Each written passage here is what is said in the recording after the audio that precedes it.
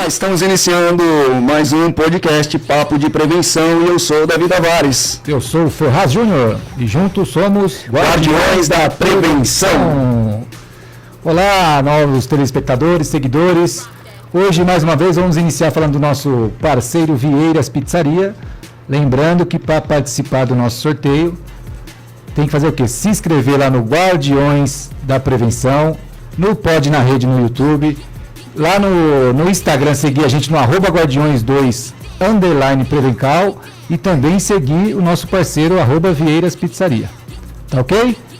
É isso aí. E hoje, nosso convidado mais que especial, especialista em segurança pública, mentor e treinador de alto impacto e inteligência emocional, Capitão Fernando Fabião. Seja bem-vindo, capitão. Uma honra tê-lo aqui conosco. Obrigado, Davi. Obrigado, Ferraz. A honra é toda minha. Obrigado a toda a equipe que está aqui, né, nos bastidores, mas todo mundo empenhado aí para levar uma comunicação de qualidade, entretenimento. E eu fico muito honrado pelo convite, porque, como a gente estava falando há pouco, quando a gente começa a basear todo o movimento da nossa vida em propósito, ter a oportunidade de alcançar pessoas através de um podcast como o de vocês, maravilhoso, que faz um trabalho incrível aqui na nossa cidade de Guarulhos, é uma honra. Obrigado pelo convite, estou muito feliz. Maravilha, nós agradecemos também a oportunidade única aqui de agregar conhecimento para os nossos seguidores. Iniciando de praxe aqui, passando a apresentação, por favor, pode falar um pouquinho da sua trajetória, se o senhor é de Guarulhos, um pouquinho da sua caminhada até os dias presentes. Sou de Guarulhos, morador da Vila Galvão. Eu acredito que muito pouco eu saia da nossa cidade, porque hoje tanto os negócios, quanto as atividades sociais, quanto os relacionamentos empresariais, até o meu movimento na inteligência emocional hoje muito forte, grande parte é feito aqui na nossa cidade. Sou casado, pai de 2 adolescentes. Desafio, né? Tirou as palavras da minha boca. Um grande desafio para qualquer pai ou mãe, mas também um grande aprendizado, né? Porque o filho é a nossa grande referência de amor. Então é muito bacana poder participar e hoje ainda mais consciente, então mais próximo dos meus filhos. Sou empresário na cidade, né? Minha formação é militar desde os 17 anos, hoje capitão da reserva. Começou bem jovem, né? Comecei aos 17 anos. Tenho aí uma referência dentro da família, né? Meu pai já não está mais entre nós, mas foi coronel da Polícia Militar. Vem de berço. Vem de berço. E interessante, uma história, viu, Davi? Essa eu não contei para vocês aqui nos bastidores, mas nós somos em 4 irmãos. Hoje eu tenho 2 irmãos que são gerentes de banco e eu e meu irmão mais velho, policiais. Então, 2 foram pro lado da mãe, porque minha mãe é aposentada do antigo Banespa, e 2 pro lado do pai. Só que o único que não falava dos 4 e entrar na polícia era eu. E fui o único que foi para a Academia do Barro Branco e virei oficial da Polícia Militar. Olha, que interessante, né? Quando os nossos passos são guiados pelo Criador é diferente, né? E eu digo que realmente eu fui guiado, porque uma semana antes de prestar, na época, o vestibular era FUVEST, a minha opção por vestibular, estava no 3º colegial, era jornalismo. Eu ia fazer jornalismo na USP. E por algum motivo, eu me lembro como se fosse ontem, eu abrindo aquele plástico branco que vinha, a gente recebia pelo correio, né? E vinha um livro com todas as oportunidades de vestibular, medicina, direito. E tinha um livrinho pequeno, que era da Academia de Oficiais da Polícia Militar do Barro Branco. E ele caiu. E aí eu peguei, fiquei olhando, e fica aquele negócio, conhecia por causa do meu pai. Não, mas eu estou decidido, vou prestar jornalismo. E parece que tem uma voz falando no nosso ouvido, não, mas e se você prestar Barro Branco? Você é novo. Se você não gostar, você sai e segue o que você está pensando. E por algum motivo, uma semana antes do vestibular, eu mudei de ideia, prestei e passei. Caramba, parabéns, né? Quem ganhou com isso foi a população, né? Com certeza. Espero que possa ter contribuído com a vida de muita gente, como hoje, ainda mais desperto para esse movimento de contribuir com a população. Eu tenho certeza, porque todo agente de segurança pública, né? Eu acho que é uma vocação, não é uma escolha, né? Somos vocacionados a dar a melhor versão de nós mesmos, contribuir com a melhor versão de nós mesmos para ter uma população mais justa, mais segura, né? E por amar a população, nós fazemos esse trabalho de garantir a segurança de todos, né? Então, eu tenho certeza que a população ganhou muito com a escolha de estar fazendo parte de uma instituição de segurança pública tão importante, tão brilhante, que faz um trabalho maravilhoso dentro do estado de São Paulo e no Brasil em todo, né? É verdade. A nossa PM de São Paulo é tida como referência no Brasil todo mesmo. Com certeza. E hoje temos mais uma novidade no nosso programa. Temos aqui uma visita, né? Estaremos fazendo algum sorteio durante o programa também, aqueles que participam com perguntas, com interação. E o nosso participante, que em todos os programas participou com um comentário, que é o amigo Fábio Costa, hoje também está aqui presente. Você pode vir aqui participar do nosso podcast como convidado, como plateia, nosso amigo Fabão. Esse é o Fabão e o nosso convidado é o Fabião. Beleza? Show de bola. Capitão, eu conheci o senhor, não vou saber precisar o ano que eu conheci o senhor. O senhor tinha um projeto chamado Observatório de Segurança. Gostaria que o senhor falasse um pouco desse projeto para nós. Ainda é um projeto ativo, na verdade, mais que um projeto, é uma ONG, né? Todas as ONGs, a gente pode dizer que ONG é um apelido, né? Ou instituto, é o apelido de uma associação sem fins lucrativos. Certo. Então, a denominação jurídica de qualquer ONG ou instituto que opera sem fins lucrativos é esse, Associação Sem Fins Lucrativos. Então ela está ativa, né? Existe um CNPJ por trás do Observatório de Segurança de Guarulhos, um Instagram que está ativo, a gente ainda posta semanalmente dicas de segurança, e a gente tem um celular onde temos grupos por bairros na cidade para integrar a comunicação nos bairros e integrar a população junto às forças de segurança. Então é um projeto que foi idealizado há alguns anos, realmente, faz alguns anos, né? A gente não conseguiu chegar a um consenso de quanto. Até para esconder a cidade também. Exatamente, tem esse outro lado, né? A nossa cara de menino, mas não são tão meninos assim. Cinquentão já, né?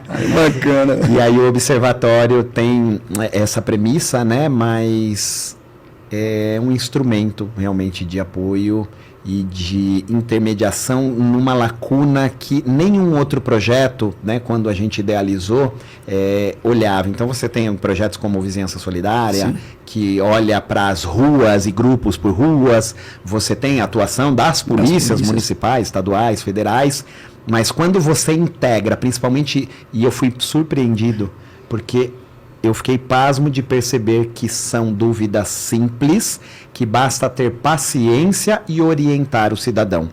Desde o que ele pode ou não numa ligação de perturbação do sossego, onde muitas vezes ele precisa entender a responsabilidade dele na denúncia, até questões simples como a questão do uso de droga, de que forma deve ser a atuação do policial, até a obrigação dele de registrar para evitar que crimes não sejam registrados, e toda a inteligência das polícias é feita com base nas estatísticas. Então a gente consegue ser um reforço para que as pessoas entendam e todos assumam a responsabilidade de segurança pública, porque ela não é apenas das polícias, sim, e também da justiça, mas é de todos. Exato, cada um fazendo a sua parte, com certeza a gente soma esforços para uma segurança maior.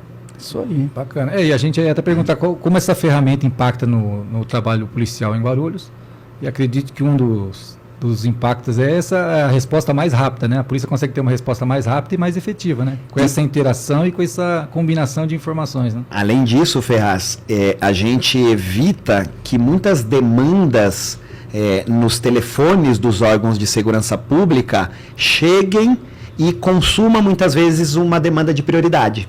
Porque essas demandas mais simples, quando você tem um grupo que se dispõe a orientar a população, você evita que ele ligue para a Polícia Militar, para a GCM, para qualquer força de segurança, que muitas vezes ela não há onipresença nas forças de segurança, então ela precisa ter cada vez mais foco no que é mais emergencial. Inclusive o próprio atendimento dos Copons funciona assim, né? É um triângulo onde você tem alta prioridade para tudo e dá atenção àquilo, e grande parte das ocorrências extremamente volumosas, nem todas possíveis de atendimento, como por exemplo uma perturbação de sossego num sábado à noite. Sabemos que não é possível suprir essa demanda. Só que nem sempre a perturbação de sossego, aproveitando o exemplo, é uma demanda de segurança pública. Sim. Muitas vezes é uma fiscalização da prefeitura num estabelecimento comercial que está organizando aquela perturbação. e você consegue, com essa inteligência, esse conhecimento amplo, desafogar, contribuir. Claro, não estou dizendo que nem tenho essa pretensão de que o Observatório de Segurança de Guarulhos assuma esse papel completamente, mas passa a ser mais um instrumento para contribuir para que as polícias foquem no que realmente deve focar. Até porque dentro da prefeitura aqui de Guarulhos, né, o nosso município aqui, ele tem um projeto chamado COI, que é o Centro de Operações Integradas. É um centro que fica aqui no centro de Guarulhos, é uma unidade que fica várias forças policiais ali, vários órgãos das forças, não só policiais. Tem a Guarda Civil, Polícia Militar, tem a Defesa Civil, tem o Trânsito. Então, quando acontecem umas ocorrências aqui, eles chegam já naquele tempo, eles fazem toda aquela logística. E nesse COI, que são as forças integradas aí da comunidade, tem 5.000 câmeras espalhadas em todo Guarulhos, todo o município de Guarulhos. Inclusive, algumas suas são utilizadas, né? Diante disso, eu, por conhecer o observatório, eu vi que no decorrer dos anos criaram-se esse COI, né? O senhor foi chamado para poder conhecer o COI, já que tem umas câmeras que a ideia praticamente nasceu do Observatório de Segurança. O senhor poderia falar alguma coisa conosco? Se sente confortável para isso? Claro, posso falar sim. Na verdade, eu acredito que é uma iniciativa maravilhosa. Eu acho que tudo que tira a responsabilidade de apenas um, então eu sou o detentor dessa ideia ou desse projeto, quando a gente quer nomear um, a gente afasta todos os outros. Então, quando há essa união, e eu vou até, por curiosidade, te colocar que esse conceito de integração veio de uma demanda muito mais médica do que de segurança, porque os bombeiros que faziam atendimento de resgate e a SAMU, né, que iniciou ali na capital paulista, eles tinham várias demandas de atendimento onde ia uma viatura do resgate e uma viatura da SAMU, ou seja, não tinha inteligência nesse processo por falta de comunicação do atendimento municipal com o atendimento estadual. E aí perceberam, não trata-se de cada um fazer o seu, trata-se de todos olharem para o que a população realmente precisa, e aí começou esse movimento também na segurança pública, porque ainda a gente tem, por uma questão constitucional, um pouco mais delimitado a questão de segurança, então não tinha esses conflitos. Mas entre o resgate e o SAMU foram vários até chegarmos a um ponto, porque inclusive o bombeiro está envolvido no COI.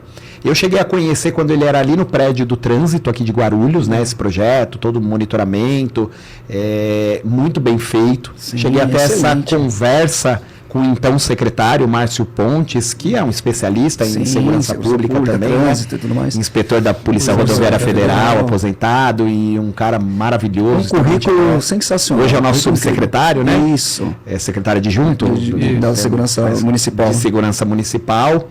Cheguei a conhecer o Coronel Hélio, que assumiu recentemente, mas eu acredito que quanto mais a gente traz para esse tipo de iniciativa como o COI, iniciativa pública e privada, mais a gente amplia o braço. Desde que não tenha vaidade, dizer, é o meu projeto, é o projeto dele, mas esse deve, esse não deve, não. Quer ajudar? É bem-vindo. Aí a gente consegue melhorar cada vez mais, algo que já é muito bom. É isso aí. Bacana. E além da ferramenta espetacular que é hoje em dia a tecnologia, a inteligência artificial, tem um trabalho bacana, mas é você conseguir fazer esse trabalho chegar no munícipe, para evitar esse problema, que às vezes o mesmo munícipe na ocorrência, ele aciona 4 órgãos ao mesmo tempo, entra lá na estatística de todo mundo e você acaba não dando o procedimento. Então também fazer chegar a informação. Hoje a rede social, o trabalho de informação dos órgãos públicos também é importante. Tem um trabalho efetivo que chega a informação correta para o munícipe também saber utilizar o trabalho e a ferramenta que ele tem, né? Exatamente. É um trabalho dos dois lados. Quanto mais comunicação adequada e uma informação assertiva, e as redes sociais hoje são muito poderosas para isso, mas existem vários outros meios, como esse podcast, onde nós estamos batendo um papo e falando de um assunto que quem está ouvindo pode, então talvez eu vinha utilizando da forma errada, tem outras ferramentas que eu não conheci e posso utilizar. Quanto mais a municipalidade, mais as pessoas envolvidas no processo como um todo de segurança tiverem essa percepção, e o interessante é que a gente fala de segurança pública, mas são modelos a serem copiados em qualquer tipo de gestão.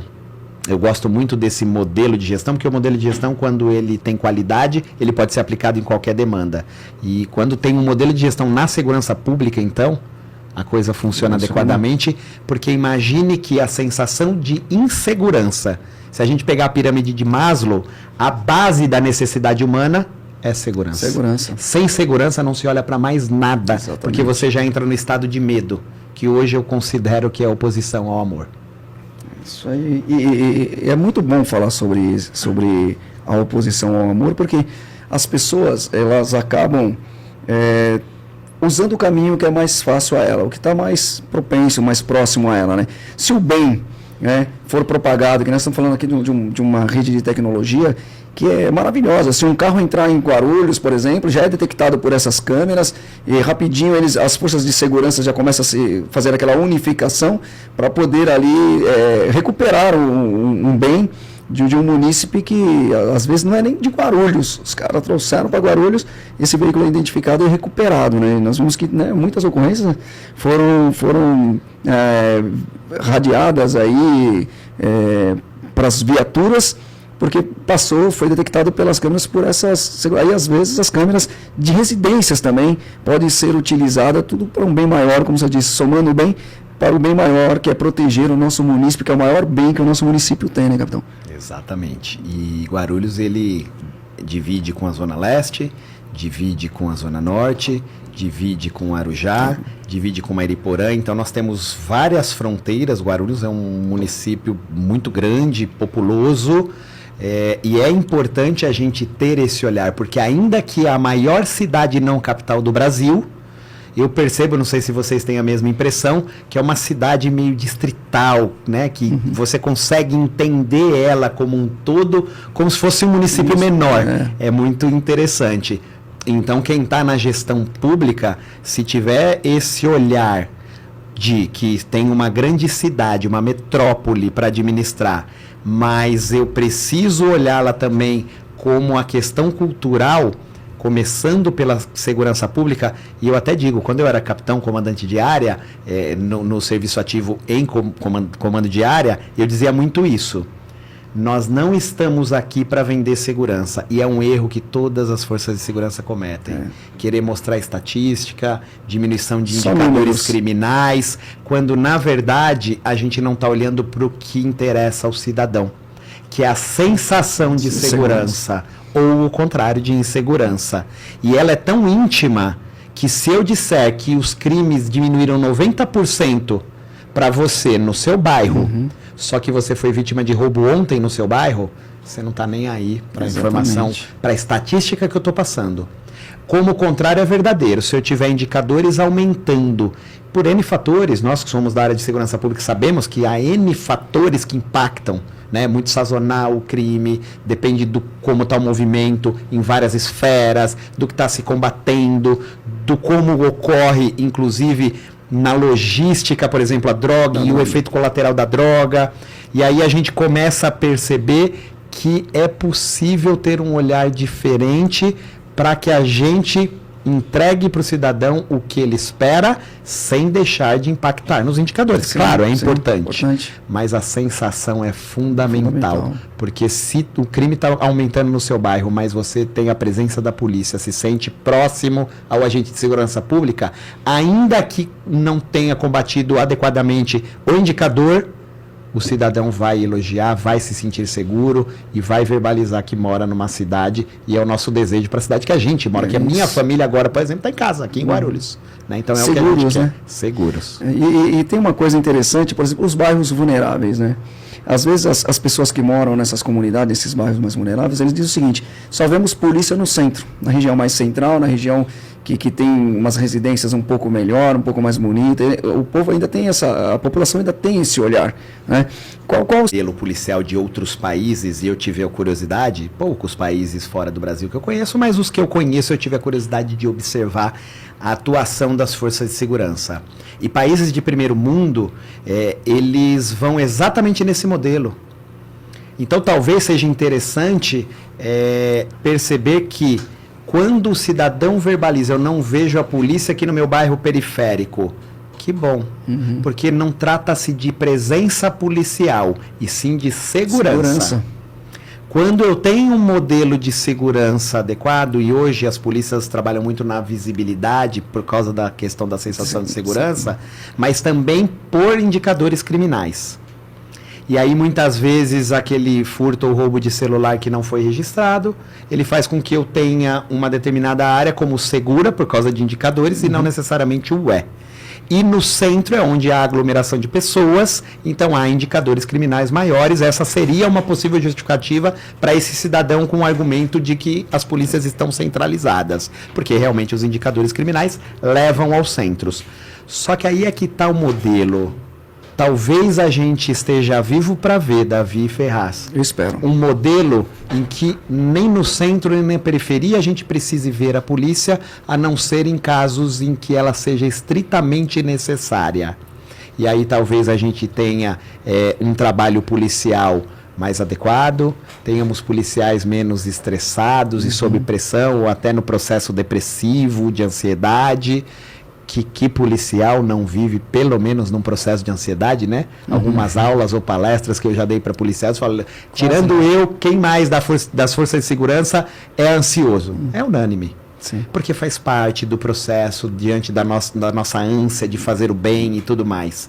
Então, é importante a gente tentar virar essa chave do que realmente é o interesse de quem está dizendo que precisa de mais segurança. Porque quando a gente chega no núcleo, não é a viatura perto da casa dele que ele está preocupado. É muito mais. Só que eu preciso, em paralelo com as polícias, atuar na educação, em paralelo na infraestrutura de uma cidade, em paralelo num transporte adequado. Já estou entrando até num campo de gestão pública, né? Não íamos entrar nessa área, mas é a grande verdade. Precisamos ter, e aí voltamos no que o Ferraz falou, uma comunicação e uma informação adequada para que através da inteligência, hoje com inteligência artificial, o ser humano vai cada vez mais perceber que ele precisa se voltar ao relacionamento, ao amor ao próximo que Jesus Cristo nos ensinou, e talvez a gente ainda não aprendeu, então estamos sendo empurrados para isso diante do avanço da tecnologia. Seria ação preventiva, né? Exatamente, é isso. Se precisar, utiliza. E o município de Guarulhos é um município atípico, né? Tanto em extensão demográfica, né? Mas a gente fala assim desse sentido. Entra a palavra que o senhor falou, gestão, que às vezes muita pessoa traz uma experiência. Vou trazer a experiência de São Paulo, de uma cidade do Alto Tietê, do interior, mas aqui tem que ter uma gestão especial, né? Tem que ser peculiar de Guarulhos. E é um estudo demorado, porque aqui sem coisa, então tem que ser uma coisa direcionada para Guarulhos. É entender a problemática, entender toda essa dificuldade, um aeroporto com esse porte aqui, né? uma situação que às vezes o seu entorno, de um lado, né, expansão tecnológica, toda uma estrutura, e ao lado do aeroporto você vê, às vezes, situações lá do próprio Rio Baquirivu, inclusive os nossos participantes aqui, alguns falando que está chovendo forte, está chovendo até granizo aqui na cidade de Guarulhos, nesse momento aqui, tem uma chuva forte, nesse exato momento, participantes aqui falando. Então, você vê, né, a dimensão que é. Então, é um trabalho delicado, com profissionais capacitados, que falam, mas tudo é a palavra gestão, é saber gerir de uma forma correta e fazer um trabalho específico para o município. Né? Trazendo, é lógico, bagagem, experiência de outros locais, mas saber que aqui tem que ser um trabalho diferenciado e direcionado para a problemática do município, não é isso? As experiências, quando vêm de fora, elas são bem-vindas quando colocadas e adaptadas à realidade cultural, porque o município de Guarulhos realmente é bastante peculiar. Eu diria que são cidades dentro de Guarulhos. Sextou Aeroporto, eu estive antes de ontem numa reunião com um amigo meu empresário ali do bairro dos Pimentas, é uma cidade à parte. É muito interessante como opera, culturalmente, eu estou dizendo, sim, né? É outro universo. Parece um universo diferente, é muito interessante. E que tem uma vida maravilhosa ali, com tudo. Pessoas tem boas. Tudo lá, nossa senhora, tem tudo. E aí a gente percebe que tem que conhecer. Guarulhos, para se falar de Guarulhos, tem que conhecer Guarulhos. Tem que... Eu tive a oportunidade, assim que me formei na Academia do Barro Branco, de vir aspirante para cá, comandar a Força Tática na cidade, então rodava cada canto, cada esquina, a intimidade que a gente cria com isso, então é muito importante que quem está na gestão pública, em cada lugar, crie também essa conexão, porque aí quando você olha com carinho e querendo realmente trazer melhorias, é muito possível, mas precisa entender o estilo do guarulhense, né? Eu Você vou não fazer tem vou fazer uma pergunta aqui, né? O senhor tentou a carreira política. O senhor, em 2020, saiu como candidato a vereador. Teve uma boa quantidade de número. Saiu pelos republicanos, né? Republicanos. Número 10.001. 10001. 001. O senhor teve 2.469 votos. O que fez o senhor desistir? Porque não concorreu em 2024, que com a quantidade de número, no auge da pandemia, em 2020 teve essa quantidade de voto. Por que desistiu da carreira política? Vamos lá. Na verdade, eu acho que eu preciso dizer o porquê eu fui candidato em 2020 antes, né? Uhum. Eu nunca tive pretensões políticas durante a minha carreira policial. E em paralelo com a polícia, sempre ajudei minha família sempre foi muito empreendedora, então minha mãe, quando se aposentou, teve uma empresa de cursos de trânsito, que era na Vila Galvão, meu pai ajudava, eu cheguei a ajudar a dar aula para taxistas, pessoal das empresas de ônibus aqui de Guarulhos, cheguei até a dar aula de inglês para os taxistas do aeroporto. Olha aí. Isso há muitos anos atrás. Não podemos revelar, senão a gente vai voltar na idade, né? Verdade. E essa parte. Exatamente. E aí eu vim galgando esse caminho quando eu fui procurado naquele período onde houve uma explosão política, na época do Bolsonaro vindo para a presidência, de militares, né? Uhum. E eu já fazia um trabalho em rede social, mas sem nenhum tipo de pretensão, de todos os projetos em que eu me envolvo, e hoje ainda mais, sejam eles sociais, sejam eles em grupos de empresários, de relacionamento empresarial, networking, seja nos negócios da minha família, que agora eu dirijo a maioria deles, e aí fui procurado. Hoje um grande amigo, Mário Nascimento, era presidente do PSL à época, hoje ele é assessor do deputado Capitão Telhada. E me procurou dizendo que eu tinha todo o perfil. Eu falei, cara, não vamos entrar nisso não, né? Deixa eu ajudar. Já tinha nos bastidores ajudado alguns amigos de uma forma muito discreta, até porque há muitos colaboradores na empresa da família, tudo mais. E ficou aquela sementinha. Ele plantou a sementinha e pegou. Falei, bom, quem sabe, né? Sempre tive o coração de fazer o bem, como nós da área de segurança pública, sim, que gostamos de servir a população. Comecei a considerar e fui procurar pessoas que eu confiava, empresários, amigos, e veio a possibilidade, então eu aceitei o desafio. Como tudo que eu faço na minha vida, eu entrei de cabeça, pensando de uma forma completamente diferente, né? Eu não acredito que faz sentido gastos exorbitantes para uma campanha política, não faz o mínimo sentido, porque eu fiz conta, eu falei, peraí, quanto que é o salário de um vereador? Vezes 4 anos. Ele ganha X. Não faz sentido em 4 anos eu ganhar X e gastar o dobro disso para uma campanha política. Tem algo errado. Então eu já comecei. Então eu vou por outra linha. Eu vou. Não fecha. A conta não fecha. Eu vou por outra linha porque o único interesse que eu tenho é servir. Inclusive, tinha tomado uma decisão, isso bastidor total, que o meu salário, se eu fosse eleito, seria 100% doado. Olha aqui. Eu já tinha tomado essa decisão. Nobre, atitude nobre, né? Porque, claro, e não estou negando, né? O dinheiro é muito bem-vindo quando fruto do seu trabalho e legítimo, e você precisa para sobreviver, todos nós precisamos, sim, mas na época não era uma necessidade, então eu tinha tomado essa decisão.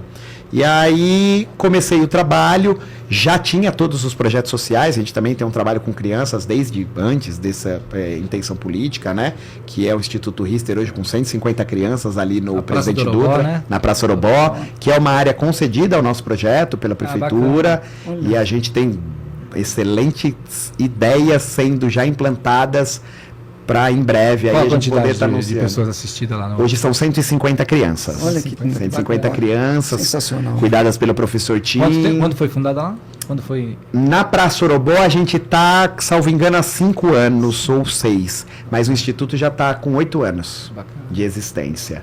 E aí comecei a espalhar em todos os movimentos em que eu participava. Essa ideia foi muito bem aceita. Eu falei, bacana, faz sentido, né? Vou fazer uma campanha ali, vamos ver o que dá. E comecei o trabalhei. E no auge da pandemia, né? A pandemia dificultou muito, teve mudança de calendário eleitoral. Ainda assim, tive o sucesso com 2.469 votos, 70 e pouquinho. O Republicanos, na época, fez 3 vereadores. Eu fui o 4º mais votado, com 70 e poucos votos a menos que o 3º vereador, que aí foi eleito vereador. Então foi por muito pouco, Confesso que fiquei um pouco chateado, porque na semana, e eu fazia questão de falar com as pessoas, eu pessoalmente falei com 5.000 pessoas, mas faz parte, o ser humano ainda também, na época eu não tive essa percepção, hoje é muito tranquilo, as pessoas ficam com medo de falar ou não, mas eu acho que a política ela tem que ser limpa desse jeito, ela tem que ser na paixão, né? Ela tem que ser na transparência, onde a gente realmente vai ser um representante de mudanças efetivas. E esse era o meu pensamento. Não me afastei, permaneci no bastidor, mas eu percebi que em algum momento, quando você está num time, parece que todos os outros você não está. E eu sempre defendi que o bem não tem nome. Se tiver, complementando essa frase, é vaidade. Então, como meu objetivo sempre foi fazer o bem, e eu percebi que se eu me afastar, claro, o relacionamento político faz parte, quem disser que não é político está se enganando, porque na vida nós somos políticos, tudo, a relação marido-mulher existe política, não política partidária, mas existe a política. Políticas e regras, né? Então quando a gente se abre para isso com qualidade, exatamente, e regras principalmente, né? A gente percebe a importância, mas eu percebi que eu poderia ser muito mais útil a servir a humanidade, me afastando, vindo para o bastidor, claro, apoiando pessoas que eu acredito que possam fazer o bem, e ainda continuo nesse movimento, mas de uma forma muito tranquila, sem trazer isso como um peso, mas não me vejo mais lá na linha de frente. Assumi como vereador em 2023, né? Fiquei lá por pouco menos de um mês, no afastamento do então vereador Jaime Júnior, um cara maravilhoso, que fez um trabalho muito bacana.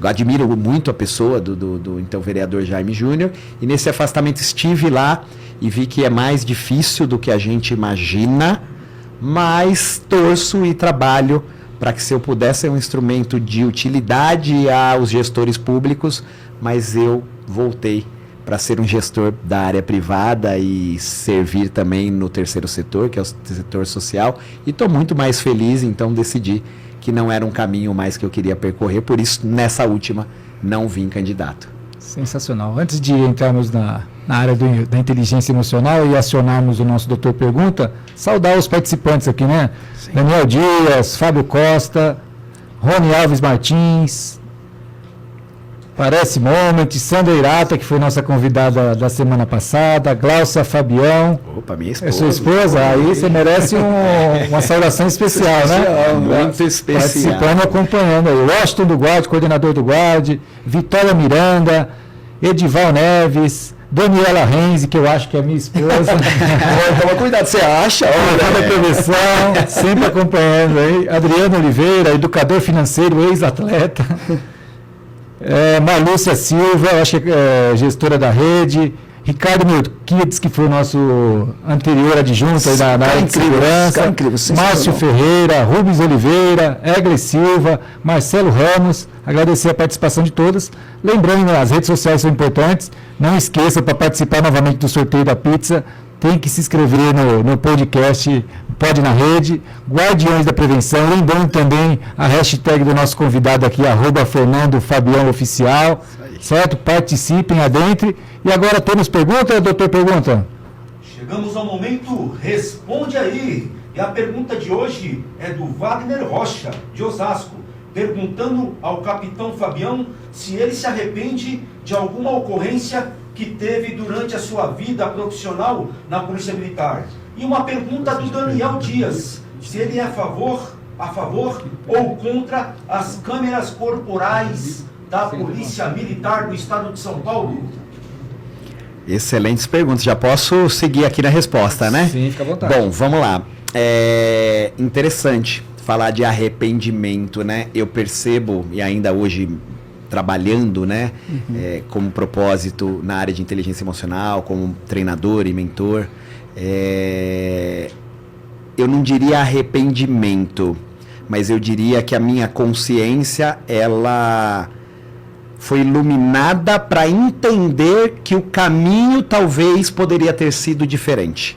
Mas eu não me arrependo de nada, porque tudo que eu fiz foi querendo fazer o meu melhor, sim, querendo servir a humanidade e a população do estado de São Paulo, né? Que eu servia a Força de Segurança Pública Paulista. mas com certeza algumas ocorrências eu teria tido um posicionamento diferente, ainda estimulado, porque comandava a tropa, né? Os policiais a enxergarem a dimensão do impacto que nós causamos. Seja ele positivo, seja ele negativo e eu achando que é positivo. Então, seja no polo que for, quanto mais consciência a gente toma do propósito ao qual servirmos como agente de segurança, a gente consegue impactar melhor a humanidade. E se todo policial, todo agente de segurança tiver essa percepção, com certeza é um movimento imparável de impacto social. Porque as polícias, elas estão no acesso direto, e por isso muita gente não gosta das polícias. Não é que não gosta da polícia porque a polícia ela é necessária, mas elas se colocam numa posição de não gostar porque elas estão associando ao repressor. E o primeiro repressor, entrando novamente na inteligência emocional, de uma criança é o pai e a mãe. Só que é uma repressão necessária, entendida num lado negativo, mas é o que gera todo o lado da disciplina, todo o lado do respeito. E aí entramos no espiritual do amor ao próximo, como a ti mesmo, como Jesus Cristo ensinou. Então é só uma forma, é como eu percebo. Porque tudo que eu estou percebendo no outro, na verdade, é ensinamento para mim. Com certeza. Então não há arrependimento, mas há uma reflexão de consciência e de como eu posso usar essa minha trajetória, usar talvez sombras que eu vivi, né, indecisões, achando, claro, sempre que estava fazendo certo, e procurando, e sempre tendo ações legítimas, mas como eu poderia ter feito diferente e como eu posso dizer hoje para quem é um pouquinho mais novo, cara, faça diferente, porque eu caminhei esse caminho e hoje veja o que se abriu na minha frente de opções para que a gente atinja um resultado ainda melhor desse que você espera como eu esperava. E aí, logo na sequência, a pergunta foi em relação às câmeras, né? É interessante, recentemente comentaram comigo, você conhece o Derrite, o atual secretário de Segurança Pública do Estado? O Derrite foi meu estagiário na rota, meu amigo pessoal, excelente, depois me superou muito mais, trabalhava muito bem, um grande oficial de rota, e caminhou até a política e da política para a Secretaria de Segurança, sabe o que faz. E me disseram, eu não sei, eu não fui buscar informação legítima, mas um amigo comentou, o Derrite era contra, agora é a favor das câmeras. Eu falei, cara, não estou sabendo. Eu vi, não sei aonde. Eu falei, ok. O que eu acredito respondendo essa pergunta? Que toda tecnologia, ela vem para beneficiar a humanidade. Eu sou um grande defensor da tecnologia. Inclusive, hoje, na minha empresa de segurança, o departamento que a gente mais investe é o departamento de tecnologia. De câmera, alarme, portaria virtual, drone. Agora, acontece que o momento de utilização e a forma de utilização, talvez a gente tenha que refletir. Porque é interessante, eu vi uma outra reportagem, onde, por que eu não invisto no monitoramento mais adequado de uma tornozeleira eletrônica de um criminoso que está respondendo em liberdade, sendo monitorado pelo Estado, e invisto em câmeras para policiais que muitas vezes, diante de uma cultura ainda muito caótica do brasileiro, vou utilizar assim, ela faz com que o criminoso ele tenha ousadia diante de leis fracas, de afrontar o policial, que por trás daquela farda e do treinamento é um ser humano. E aí imagine que um policial entra num movimento de ter medo de puxar um gatilho em legítima defesa, porque ele entra ali no inconsciente dele, que qualquer coisa que ele fizer pode ser interpretado como arbitrário. Então é muito perigoso essa sinalização.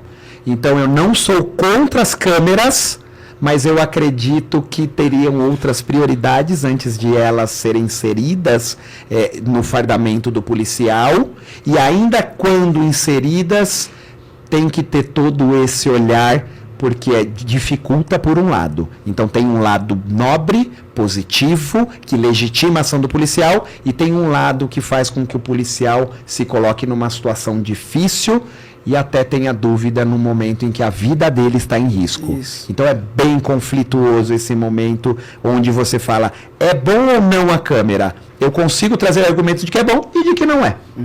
Então, por isso a necessidade da reflexão e da percepção do todo, de uma sociedade que ainda tem muitas outras prioridades. Essa é a minha posição. Que bacana.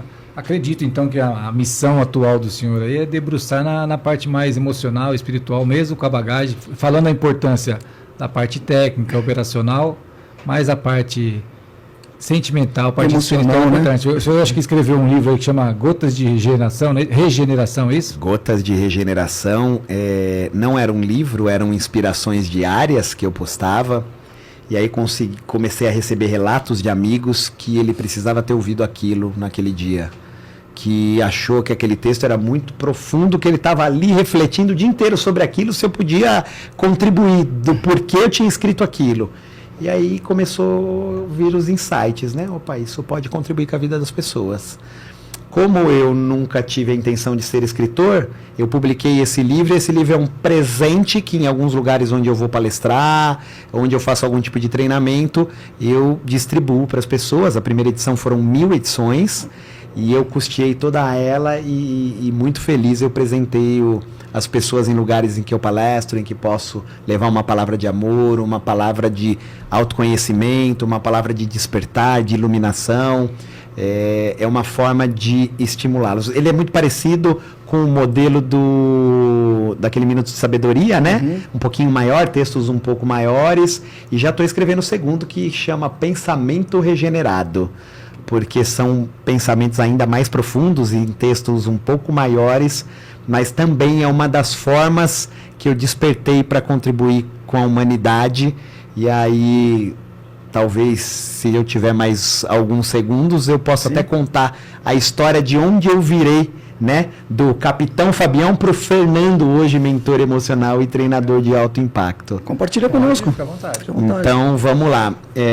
3 anos atrás, eu estava ainda há alguns meses da perda do meu pai. Meu pai foi mais uma das vítimas aí do Covid, que assolou a humanidade. E foi um primeiro estalo, quando eu não tive a oportunidade de velar a passagem do meu pai. Qual foi o ano? Adequadamente 2021, dia 20 de abril de 2021. E olha que interessante, né? Vou voltar para a sua pergunta da política. Meu pai morreu meses depois que eu não fui eleito, porque a eleição foi em novembro, meu pai morreu em abril, poucos meses depois. Nesse dia eu olhei para o céu e falei, obrigado, Deus, pela oportunidade de ter vivido os últimos 5 meses de vida do meu pai, porque talvez se eu fosse vereador eu não estaria ao lado dele como eu estive. E foi tão forte que a minha esposa, que está nos assistindo, teve a intuição, na semana em que ele foi internado, nós passamos um final de semana num sítio juntos, em família, com meus irmãos, com meus Momento pais. inesquecível, cara. E aí eu tenho certeza que minha esposa foi inspirada, porque nós nunca tínhamos tido um movimento como esse de chama a sua família. Amor, eu já aluguei a chácara. Antes precisava organizar, combinar, vamos, não vamos, não. Vamos, já está alugada, só vamos. Estava conectado, né? E meu pai me deu um abraço no domingo, me agradeceu, falou que adorou aquele movimento e que eu pudesse fazer mais vezes pela nossa família. Na segunda-feira ele relatou que não estava se sentindo bem, na quarta-feira foi para o hospital e nunca mais voltou. Então eu agradeci muito a Deus a oportunidade de ter vivido com meu pai, que ainda vive em espírito. Qual idade ele tinha? 65 anos. Nossa, Atual, precoce, jovem. 65 anos. E aí me deu um estalo, eu percebi que eu precisava mudar alguns comportamentos. Eu percebi que eu precisava enxergar o sucesso material que tantos almejam e ficam escravos disso, porque está tudo bem o sucesso material, mas não a qualquer preço. E alguns meses depois, um empresário aqui de Guarulhos, amigo meu, meu padrinho, num projeto chamado Lotus, que é feito um treinamento, numa imersão de 3 dias da Sociedade Brasileira de Inteligência Emocional, num almoço falou assim, cara, eu fiz um treinamento que mudou minha vida. Aí eu olhei pra ele e falei, tô dentro. Quando é o próximo? Ele falou, semana que vem. Eu falei, eu vou. Não, mas são 3 dias de imersão. Aí eu pensei, a Glaucia vai ficar brava comigo. Mas eu vou. Senti, acho que meu espírito naquele momento A necessidade. sentiu um chamado, a necessidade de olhar para algo ainda mais profundo, né? Ainda em luto, né? Pela perda do meu pai. E aí fui para esse treinamento. E no domingo, quando ele terminou, eu renasci.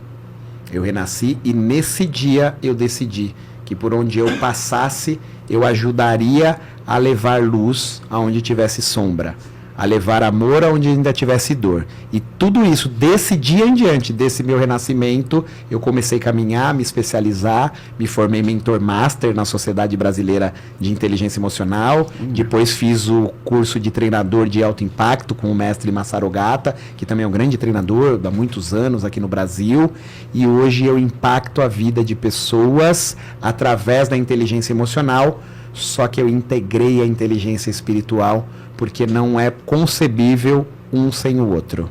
Nós somos corpo, mente e espírito. A psicologia e vários... uma tríade, né? Nós estamos na tríade. O que é a mente? É o emocional. emocional. E aí eu acesso o espírito. Se aqui estiver limpo, de forma adequada. Se aqui estiver meio conturbado, muitas vezes de formas distorcidas. Sabe, eu acho interessante, eu vou até virar para a câmera aqui para dizer, sobre quando você disse sobre o seu pai. Eu perdi a minha mãe faz 5 anos, né? Uma mulher que orava por mim, tinha uma devoção muito grande, como seu pai, que era da Força de Segurança Pública, ver o filho ingressar no Barro Branco deve ter sentido muito orgulho, e hoje o seu pai não está aqui. Como a minha mãe também não está entre nós. Não está entre nós fisicamente, Sim. né? Porque a partir do momento que você falou do seu pai, você trouxe a memória do seu pai até nós. Dizer para todos que estão nos assistindo, não espera perder as pessoas que você ama para dizer o quanto essas pessoas são importantes para você, né? Porque minha mãe, por vezes, me ligava, falava, filho, Feliz Natal, vem passar o Natal. Eu poderia ter ido, mas não fui. Aniversário da minha mãe, por vezes, por vários anos, eu poderia ter ido e não fui. E hoje, aqui agora, nesse programa que nós estamos fazendo, que eu estou me dedicando o máximo, me entregando muito, se a minha mãe tivesse viva hoje, ela me ligasse agora e falasse para mim, filho, eu estou com saudade de você, eu largava tudo isso aqui. Corria para os braços dela para dizer o quanto eu a amo. Só que ela não está mais aqui. Então você que está nos assistindo, que ainda tem essas pessoas queridas, não espera perder as pessoas que você ama para dizer o valor e a importância que ela tem para a sua vida. Que é o que nós vamos entrar agora sobre trabalhar esse emocional, trabalhar essa parte que você domina muito bem. E eu queria trazer aqui um assunto que é gritante, anos e anos vem dentro da Força de Segurança Pública a nível Brasil.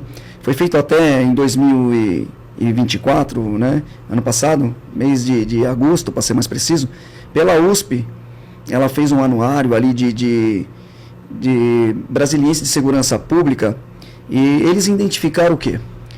Que 20 alguns por cento, para ser mais exato, acho que 28% de policiais, agentes de segurança pública, perderam as suas vidas, não em combate para defender a população, tentou contra a própria vida. O suicídio dentro da força policial. Como é que nós podemos fazer essa abordagem, que é um número muito gritante de pessoas que perderam membro da sua família, que faz parte da segurança pública, que nós esperamos o quê? Não esperamos isso, mas é o mais lógico, tombar em combate, e não tentar com a própria vida, né? Eu sei que você domina bem essa área. E são números muitas vezes desconhecidos, né? Claro que não há nenhum tipo de negação de informação, mas ao mesmo tempo não se estimula a divulgação do suicídio. E quando você tem um policial, um agente de segurança que tem acesso a um instrumento, porque há vários instrumentos com os quais você pode tirar sua própria vida, mas a arma é um instrumento muito fácil e rápido.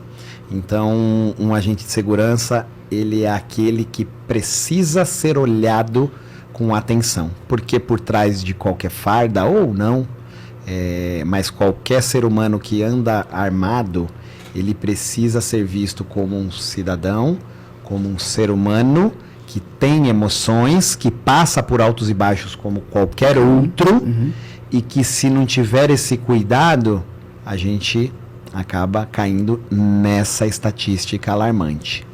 A humanidade passa por uma doença chamada depressão. A gente estava falando aqui, né? E o pós-pandemia acabou agravando, né? Pós-pandemia agravou, trouxe várias mudanças no comportamento humano. Uma delas foi exatamente o aumento da ansiedade. O professor Augusto Cury já dizia, né, no início do século XXI, ansiedade e o mal do século. Né? Tem livros dele publicados nesse sentido, ele também faz palestras. Só que a ansiedade é um passo anterior à depressão. Da ansiedade eu caio na depressão, da depressão eu caio no suicídio. E hoje nós temos aí, a cada grupo de 20 pessoas, a possibilidade de afirmar, números recentes, que uma é depressiva. A cada 20? A cada 20. Então talvez ela esteja do nosso lado e a gente não está percebendo. Porque ainda como seres humanos estamos presos no nosso egoísmo. Essa é a grande verdade. E é importante nas forças de segurança perceber que tem que ter esse olhar da inteligência emocional. Eu soube, inclusive, pelo próprio secretário, o Derrite, que há uma parceria dele com o Paulo Vieira de desenvolvimento de policiais que queiram buscar. Mas ele tem que querer, né? Ele tem que querer. Mas é possível fazer muito mais. Porque quanto mais a gente olha para esses seres humanos que se dispõem a servir ao próximo. E eu queria aproveitar até o estímulo, quando você olhou para a câmera e falou para as pessoas, né? Dá um beijo, dá um abraço, falar que ama essa pessoa amada, porque pode ser a última vez que você está vendo e a gente não sabe. Com certeza. Então, que isso se repita diariamente. Porque aí quando ela partir, como eu acabei de contar a história com o meu pai, eu fiquei com o meu coração em paz. Porque o último final de semana da vida do meu pai foi maravilhoso em família. Você estava lá. Eu estava lá com ele, numa integração maravilhosa. Meus filhos estavam lá com o avô e eram apaixonados pelo avô que brincava e ligava todo dia.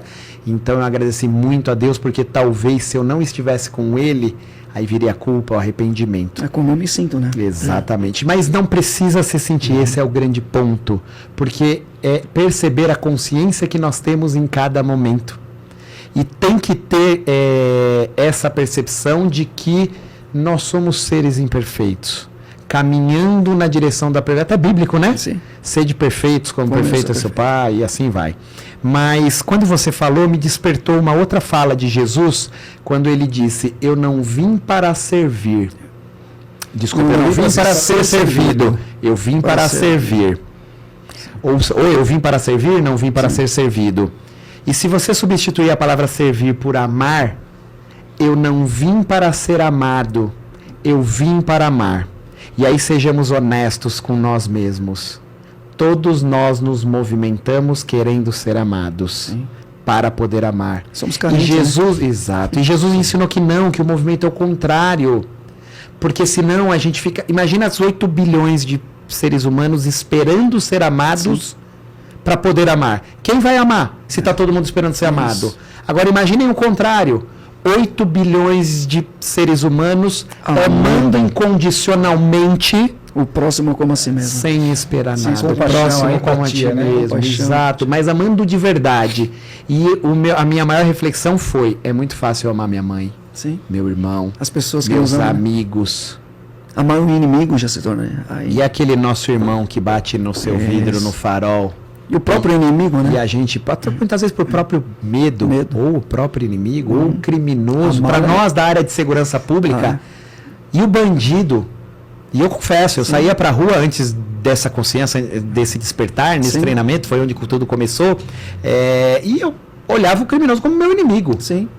A gente esquece que ele tem mãe, que ele tem esposa, que ele tem filho. Ele só fez uma escolha errada.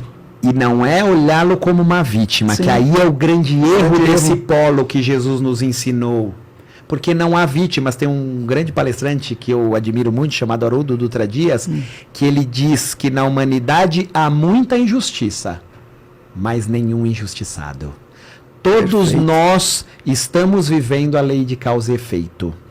Então, consciente ou não, aceite o que você está vivendo, e você falou muito bem, Davi, fazendo o seu melhor. Apenas isso. É apresentar aos outros, ao outro, né, na verdade, a melhor versão de nós mesmos, né? E só aprendemos quando começamos a refletir sobre erros e acertos da nossa vida, né? Exato. Voltar atrás para reparar o erro é impossível. Não tem como. Então eu não tenho como voltar atrás e reparar todos os erros, toda a besteira que eu fiz. Mas eu posso parar agora, pensar, refletir, equilibrar e me preocupar como será o futuro. O futuro será determinado pelas escolhas de hoje. É isso, né? E trabalhar com o emocional, que nós estamos falando do suicídio, é alarmante, porque muitas crianças, muitas esposas ficaram viúvas, crianças sem pais, porque o pai, que é o herói, agente de segurança pública, protetor, ele atenta com a própria vida. Isso, exatamente. E é triste ver um ser humano que serviu até aquele instante em que ele tomou essa decisão drástica, serviu à humanidade. Então é muito importante a gente entrar abertamente no campo emocional, para que a gente possa permitir que aquele que quer ser curado, voltamos em Jesus, a sua fé te curou, não eu te curei. Sim. Ou seja, aquele que quer ser curado, seja curado. Buscar o recurso da sua subjetividade, daquele inteiro lá dentro, né? Só que tem que ter um movimento. Aí eu vou voltar em Jung. Uhum. Carl Jung deu sequência ao trabalho de Freud, ou em paralelo, não sou psicólogo para entrar em detalhes da história deles, mas conheço um pouquinho, gosto muito de Jung. Voltamos no inconsciente coletivo. Aquilo que está te arrastando e nos arrastando por experiências que começaram lá com 0 anos, e a gente não lembra, mas está gravado na gente e vai se repetindo até quando? Até a gente aprender. Mas não é aprender sobre o outro, é sobre nós. Sim. O outro só está se manifestando para te mostrar sobre você. Sim. Só para fechar essa parte aqui, Ferraz, que o Ferraz está ansioso ali. Né? Existem alguns recursos, né? Existem alguns programas de saúde mental, até pelo governo federal. Ele teve essa iniciativa, só que ele atende só alguns estados, né? Que é o Distrito Federal, o nome desse projeto é o SUSP, né? Escuta SUSP, acho que é isso. Sergipe, Rio Grande do Norte, Minas Gerais, Distrito Federal. Disseram que no início de 25 eles estender para todo o território nacional, né? Esperamos que seja uma ajuda, né? Escuta SUSP, Marques disse, eu preciso partir de mim para ligar e buscar esses recursos aí, né? Só para a gente fechar aqui que tem uma mobilidade aí do governo federal aí para dar esse auxílio, esse suporte aí para a segurança pública. E dizer que, infelizmente, nosso tempo se deixar terminado, colocamos algumas pautas aqui, não saímos nem da terceira linha, né? Mas é bacana, você vê como é uma conversa agregadora, consegui bastante gente participando aqui. Teve não sei se o senhor conhece aqui, deixa eu achar ele aqui. Grande entrevista, um abraço para o meu irmão Fernando Fabião, Ivo da Luz do Universo, Ivo Shigeru. Sim, conheci. Mandando um abraço aqui. Um abraço, meu irmão. Agatha Almeida, Fábio Adriano e nossa parceira acabou de chegar aqui quase que o nosso convidado fica sem degustar a nossa pizza maravilhosa. Olha aí para ver se está de acordo, vê se o convidado vai. Olha que maravilha, hein, gente? Chegou aqui nossa pizza da parceria Vieiras, aí, ó. Que é isso? Show de bola. Infelizmente, nosso tempo esgotou. De passar as considerações finais para o nosso querido convidado, Capitão Fabião. Vamos fazer o sorteio do ganhador da pizza aqui, vou anunciar. Mas não é essa aqui não, viu? Vai dar tempo de passar o vídeo aí, do ganhador? Não dá tempo de passar o do Vieiras. Esse ano, semana que vem a gente passa o vídeo da ganhadora anterior e o dessa semana aqui. Então vamos lá, por participação aqui de sorteios, saiu aqui a ganhadora, a nossa querida Agatha Almeida, que fez várias perguntas, a gente não conseguiu nem colocar aqui, ó. As palavras são destinadas a quem? Que lindo, capitão, foi quase uma despedida, falou, acho que referente à fala quando você está falando sobre o seu pai. Então a ganhadora de hoje foi Agatha Almeida, que participou bastante de algumas perguntas. Vamos entrar em contato com você daqui a pouquinho, pegar os seus dados, para você poder fazer a escolha do sabor da pizza e a pizza chegar aí na sua residência. Lembrando daquela missão, produzir um vídeo com a entrega da pizza, marcando lá o Vieiras Pizzaria, marcando o Guardiões, e hoje também lembrando de marcar a arroba do nosso convidado aí, Fernando Fabião Oficial. Por favor, as considerações finais. Eu queria estimular as pessoas que estão vendo ou verão, né, esse nosso bate-papo, que foi muito bom. Como eu falei, ficaremos horas aqui. Quando a gente fala do que a gente ama, parece que até o tempo é diferente, né? Sim. Mas que as pessoas elas buscassem esse autoconhecimento, elas buscassem entender o que as move, qual o propósito por trás da sua vida, quando você decidiu vir, passar por essa vida de dualidade, e é o modelo. Então, como eu falei, não existem vítimas, porque faz parte modelo ser construção, humano. né? É uma construção e um aprendizado. As pessoas buscarem se conhecer, buscarem treinamentos, palestras, movimentos, fiquem à vontade para me chamar aí no meu Instagram, vai ser uma honra e eu respondo pessoalmente cada pessoa que me chama. A gente tem, até acabamos não falando, né? Em setembro eu estou ajudando na organização de um evento de inteligência emocional e inteligência espiritual que vai acontecer para 4 a 5 mil pessoas no Espaço Inter aqui em Guarulhos. E nós estaremos lá. Vou divulgar tudo no meu Instagram, então quem quiser aí acompanhar, vai ser uma honra contribuir com a sua vida. Obrigado, Ferraz, obrigado, Davi, obrigado a toda a equipe. Fiquei muito honrado desse bate-papo. É um momento em que a gente fala sobre isso. Eu vim fazer isso. Então a gente fala com amor, deixa o coração falar, a intuição. E eu tenho certeza, Ferraz, que nós falamos o que tinha que ser falado. Sim. O que quem está nos ouvindo precisava ouvir. Então estou muito feliz, gratidão. A pizza tá bonita. Parabéns pelo programa e contem comigo. Muito obrigado. Agradecemos mais uma vez. Obrigado a todos. Encerramos por aqui. Fiquem com Deus. Até o próximo programa. Não esquecendo que na próxima quinta-feira receberemos aqui o delegado Mesquita. Até a próxima quinta-feira. Um abraço a todos e até a próxima quinta-feira.